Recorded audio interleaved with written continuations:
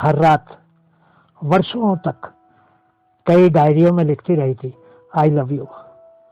काश वो यहाँ होता तो वो देख सकता कि वो किस दुख से गुजर रही थी।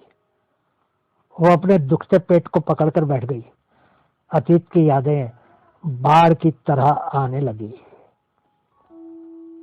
नील ने अपना एक हाथ बाईं तरफ बैठी क्लेयर की जांघ पर और दूसरा हाथ स्टीयरिंग व्हील पर रखा हुआ था। बार बार उसकी आंखें सड़क से हटकर क्लेयर पर आ टिकती थी। क्लेयर ने प्यार से चपत मारकर नील के हाथ को अपनी जांघ से हटा दिया, लेकिन वो नहीं जानती थी कि वो एक नए अंत के प्रारंभ के नजदीक हो रही थी। हर बार जब नील की आंखें बहुत ही प्यार से क्लेयर की तरफ देखती थी, क्लेयर की आंखें सड़क पर ही टिकी होती थी। वो नील की जलती हुई आंखों की गर्मी अपने शरीर के अंदर तक प्रवेश करती हुई महसूस कर रही थी।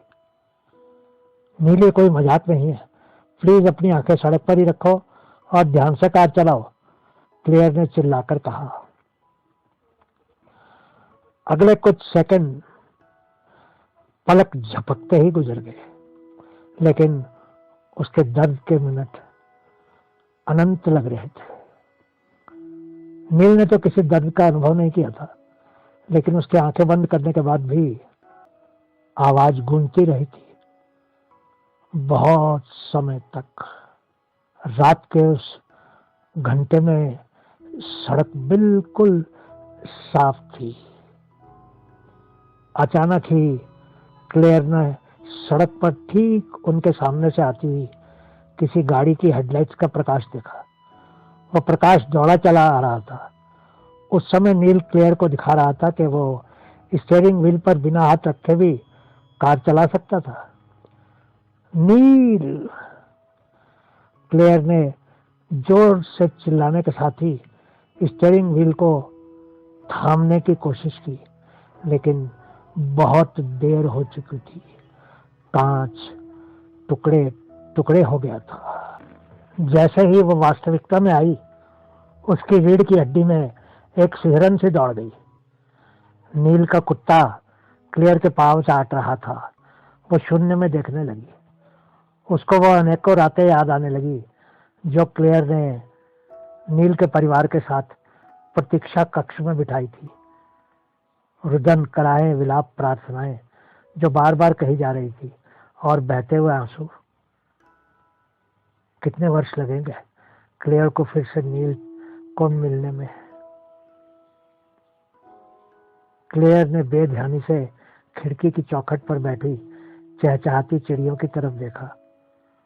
उसको कितनी इच्छा होती थी कि काश वो चिड़िया उसके संदेश को स्वर्ग तक ले जाती। वो खुद को बहुत कमजोर महसूस कर रही थी, लेकिन साथ ही साथ ये भी महसूस कर रही थी कि नील कितना स्वार्थी था। अपने जीवन को अंत करने की क्लेयर की हिम्मत नहीं थी, क्योंकि वो बहुत कमजोर थी। इतनी कमजोर के सभी उसको दबा लेते थे। उसकी भावनाएं और उसका दिल सब एक किताब में थे, एक ऐसी किताब जिसमें लाखों बार लिखा हुआ था, आई लव यू। क्या वो कभी नील को माफ कर सकती थी?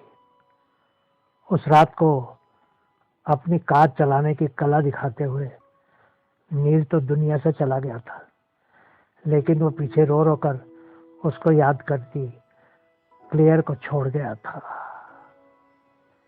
जो बार बार अपनी दुख भरी कहानी को नए नए रूप देकर कागजों में उतारते उतारते एक बड़ी लेखिका बन गई थी।